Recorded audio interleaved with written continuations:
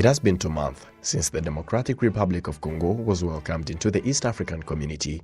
However, so far the country has not been adopted in all sectors and disciplines of the region, as there are some requirements to be fulfilled. Those include the East African Business Council. Denis Karera, the vice chairman of the council, noted that DRC's decision to suspend Rwandair's flights to the country jeopardizes trade and commerce in the region. Rwandair niyo izana abacuruzi bo muri Congo. Looking at this in a broad sense, it is Rwanda that transports Congolese traders to the East Africa.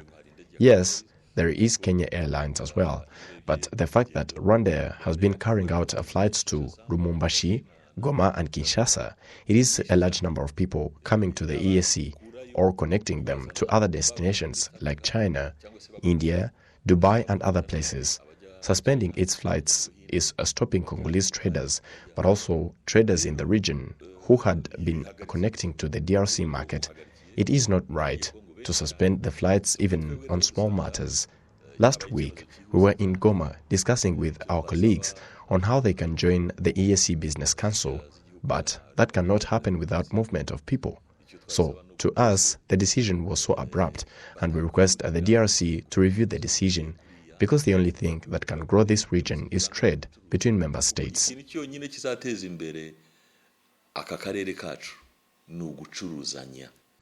Last week, the DRC suspended Rwanda's flights to the country after allegations that Rwanda is supporting the M23 rebel group that continues fighting the armed forces of the Democratic Republic of Congo, FARDC.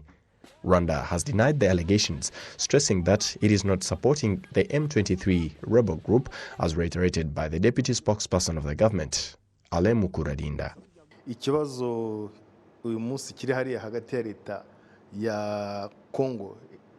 It should be clear. We will continue stressing it. The issues between the DRC government and the M23 is a Congolese problem that the nationals of that country should resolve among themselves, and if they don't do that, the problem will continue. The fact that some Congolese nationals speak Rwanda doesn't mean that they should belong to Rwanda whenever an issue arises, or be called people that are supported by Rwanda. Gasominadi Jean-Baptiste, a lawyer who closely follows the situation in the DRC, finds that the key to insecurity in the eastern part of the DRC is the poor governance that has failed to address the issue of more than 140 armed groups in the country, including the FDLR, which is mainly made up of those that perpetrated the 1994 genocide against the Tutsi.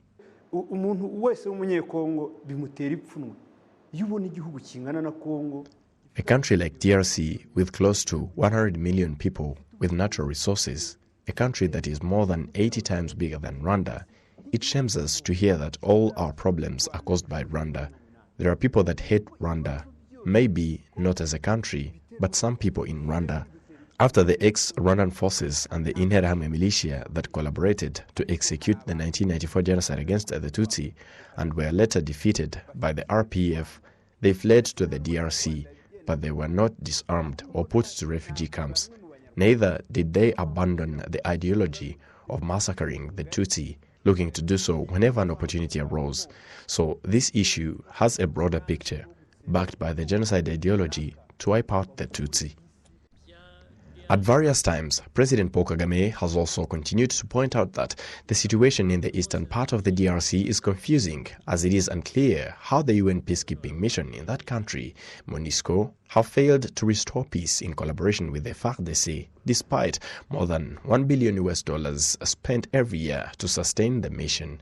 While receiving the oath of new leaders in February 8th this year, the president assured Rwandans that, although terrorist groups such as FDLR are still present, Rwanda's security is stable.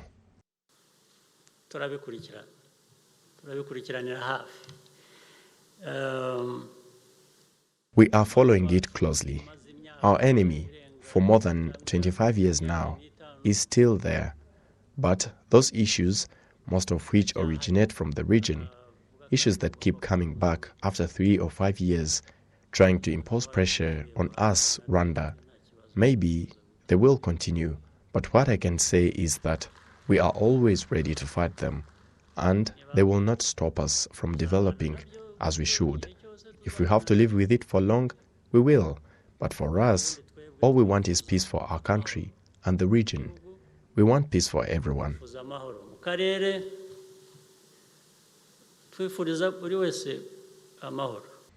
FARDC rocket shelling hit the Kinigi and Nyanje sectors of Musanze district last week, following the same incident that happened on March 19th this year. Rwanda has also announced that 2 of its soldiers were kidnapped by the FARDC in collaboration with the FDLR last week. The government of Rwanda has denounced the acts of aggression and committed to seeking a solution to the matter through dialogue.